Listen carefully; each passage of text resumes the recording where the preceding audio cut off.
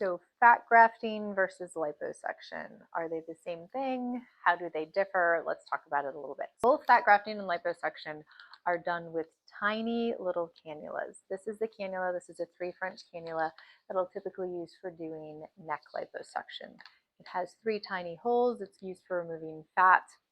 You could use it either with hand suction on a syringe or hooked up to a liposuction machine. This is the cannula I use for fat grafting. So this has tiny little 1 millimeter holes in it. I'm harvesting micro fat. That I only do with a syringe because I don't want to damage the fat with a liposuction machine. And then that fat is carefully processed and rinsed and re-injected as soon as possible to have the most survival of those little fat cells.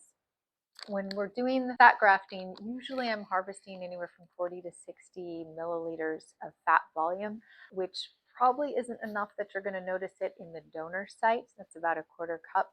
But it can make a huge difference when carefully processed and transplanted into the area where it's needed.